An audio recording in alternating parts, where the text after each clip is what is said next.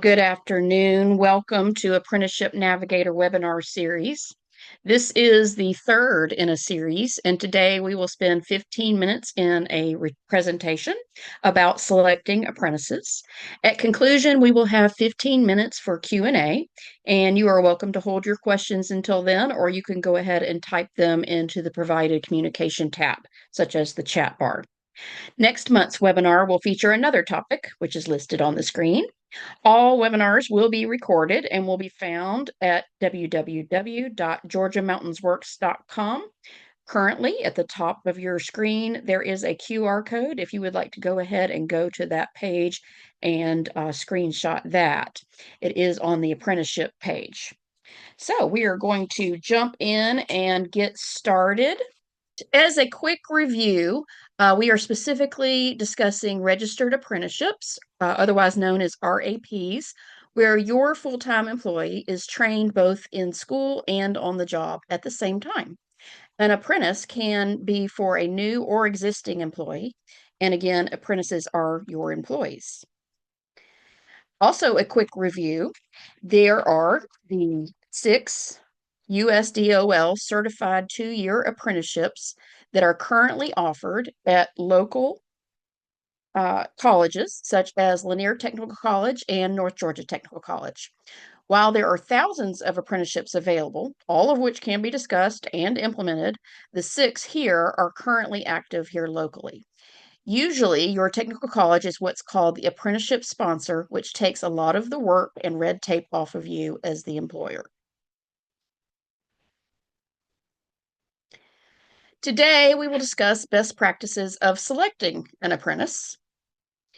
You really just have to decide, and then launch, and then post, and assess, and interview, and announce, and go. But we will go through a whole lot more details, probably more detail than you'll ever want to know. So first, determining your apprenticeship. Before selecting your apprentice, you and your company leadership will need to determine which apprenticeship program you will utilize to meet company needs. Make sure there is an understanding of skills and competencies to be obtained, the education commitment required, and the on-the-job learning process, the duration that you're asking the apprentice to commit to, as well as the time commitment for your company to be successful. If you're using one of the already marketed 2-year apprenticeship programs listed on the previous slide that are available currently at Lanier Technical College and North Georgia Technical College, the program details like that are already determined for you.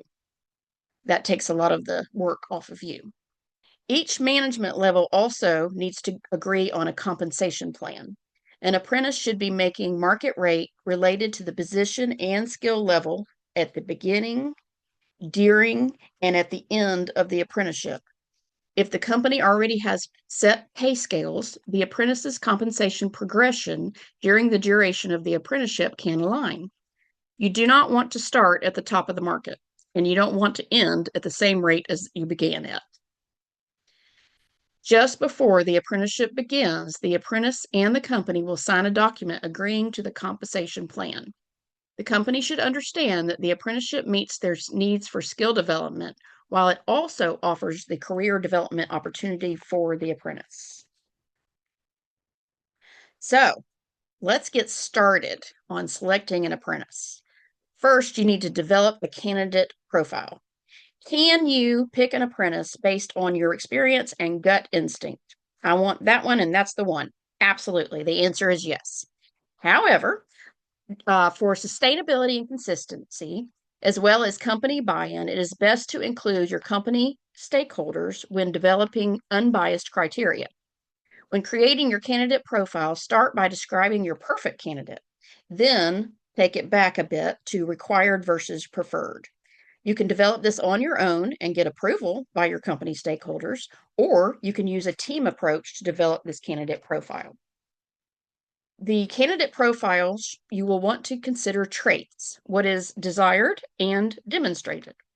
You will want to consider competencies, such as an aptitude for mechanical or electrical. You will want to consider education, both required or preferred. a high school graduate or a GED is required for an apprenticeship. However, note that we have had a very successful completed apprentice that is now a trusted manager. They did complete their apprenticeship, but prior to starting the apprenticeship, they had to first go and get their GED in order to start the apprenticeship. Thankfully, this company did not preclude the application. Really consider what is required and what is preferred. Also, for your candidate profile, consider work experience. If you were to say that they had to have worked in a certain department for a certain period of time to even apply to be an apprentice, you may be limiting your choices greater than needed. You want to cast a wide net. Finally, don't forget your interpersonal skill levels. You are asking this person to commit to an apprenticeship and what goes into success. You don't want to give this opportunity to someone with questionable behavior.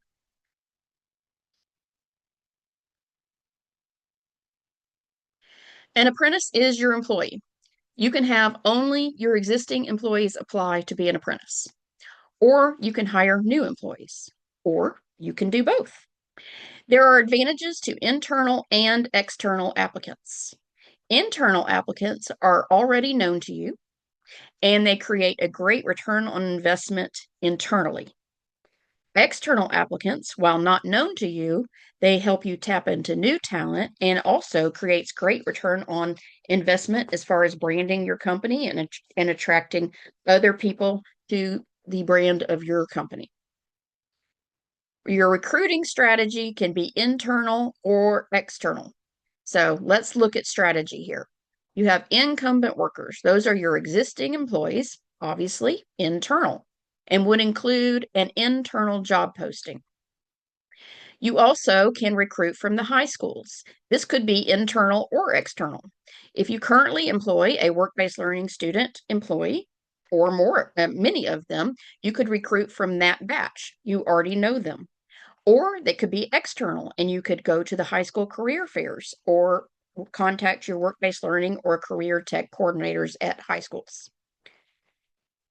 Further, external candidates could come from your local technical college, such as attending the technical college's career fair days. Of course, you can also contact their placement office, their economic development office, or even a department dean if you've already got a set relationship there. And then finally, external candidates. This is just your standard, let's post it to a job board. And that absolutely can be done. None of these are right. None of these are wrong. They're all good. And they each have their advantages. You can use one of them, all of them, or some of them. Once you decide what route to go, you're going to need to create marketing. Yes, recruiting includes marketing. Unless you are handpicking one existing employee, you need to create marketing pieces for internal or external.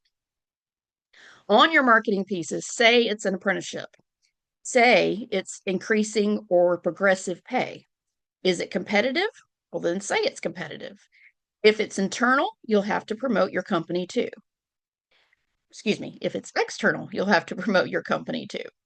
Don't use industry-specific jargon. If you put on your marketing flyer that there's an opening for an A15 Access apprenticeship, that does not mean anything to the applicant. You need to use specific jargon that's not just to your company. What is your hook? When you're marketing, you want to have that hook. Earn while you learn is a targeted, tried and true hook. All right, selection. So now we've marketed, we have put out the job advertisements, we have some applicants, and we need to make a selection. Well, typically a solid apprenticeship process includes interviewing, testing, and team evaluation and ranking. And that goes for if it's internal or external. If you put out an internal ad for an apprenticeship opening, and you have more than 10% of your existing employees apply, consider it a success. I find that a lot of companies are really surprised when they put out these ads and so many of their existing employees apply for an apprenticeship. I'm not sure that they understand that many employees are looking for a path to increase their value to the company, increase their career possibilities. Also, don't worry if you have more apply than what you are going to be able to put into an apprenticeship. Just because they apply doesn't mean they are qualified. And just because they are qualified doesn't mean they get into the program, or at least this year. They might get into it the next year. Competition is good. All right, so let's kind of skip over interview for a second and go straight to assessments. So with testing, the criteria is that as long as it is measurable, applicable to the apprenticeship, and delivered consistently, then you're good. There is a different types. There is aptitude testing, academic testing, behavioral testing, your own created testing. Again, make sure that make sure that it's all measurable, applicable, and consistent. Ramsey is a popular aptitude test. There's an example here on the page that shows the results indicated by the applicant score and also compares it to national scores. And this one is in the area of mechanical aptitude. Then there's an academic style test. That one that we have in this area is the AccuPlacer, which is used by both technical colleges. And then, of course, you can use your own. So assessments are important, and then we'll come back to these interviews. We need to apply the same job interviewing standards to your candidate apprenticeship interviews as you do when you interview for new hires or promotions. A cross-functional apprenticeship selection team is preferred, such as HR, the mentor, the supervisor, and the trainer all being involved in that interview team. Prior to them starting, they need to determine what the questions are and how they'll be asked. Interviews are to be the same across the board. The selection team develops the questions that relate experience and education to work and behaviors. The questions are to be delivered in a standardized way to each applicant. The team rates and agrees upon completing the interviews on the rating conclusion.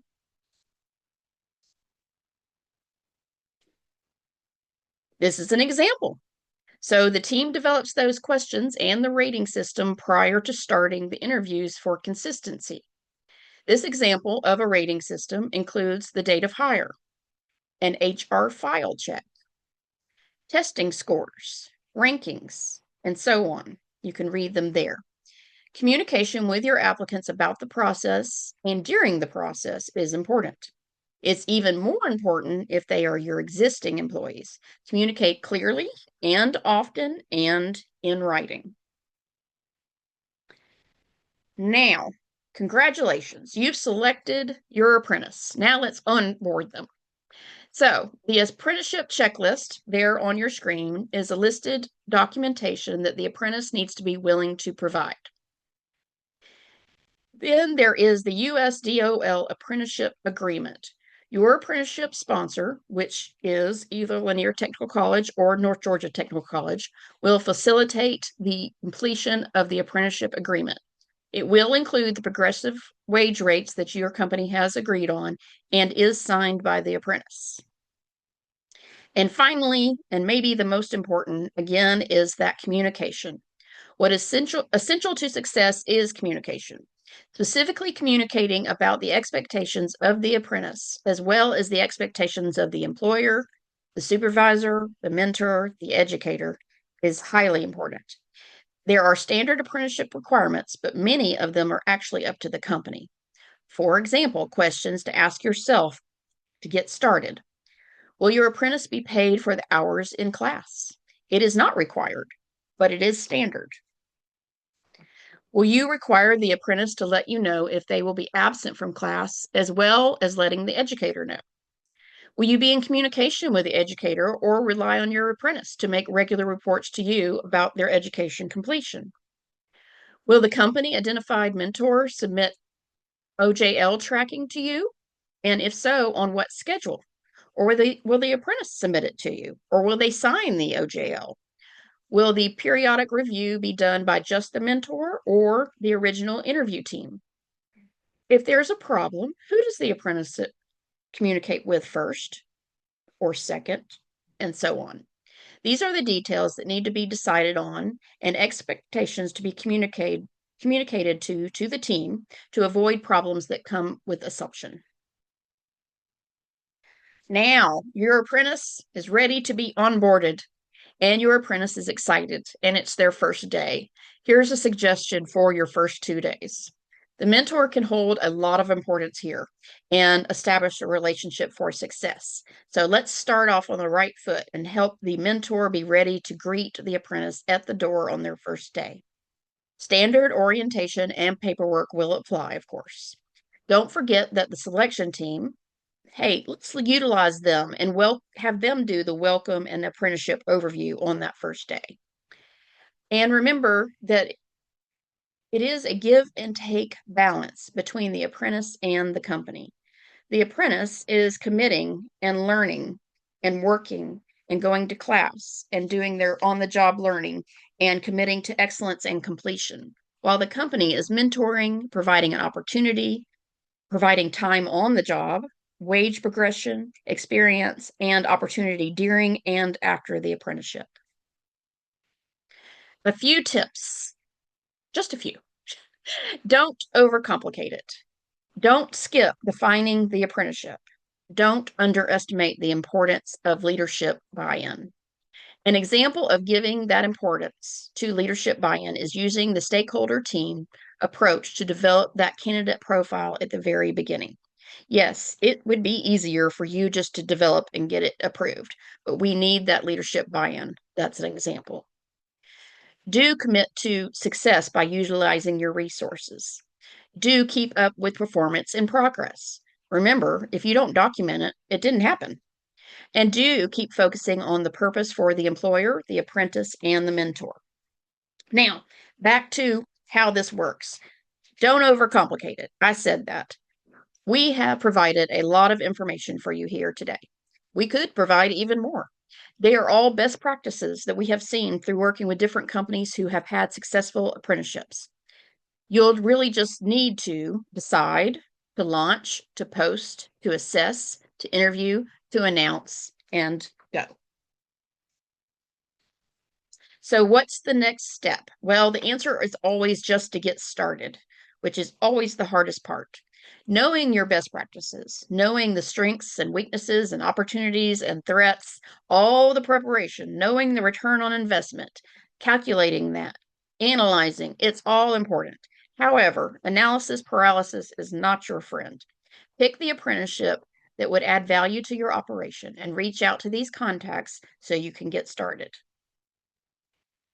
Today was a drill down into selecting an apprentice. Previous and future webinars are recorded and will be available at georgiamountainsworks.com. Again, the QR code is at the top. Apprenticeship Navigator is made possible by a grant from Apprenticeship Georgia, powered by the Technical College System of Georgia, and implemented by us, Georgia Mountains Works, through our partners at WorkSource Georgia Mountains.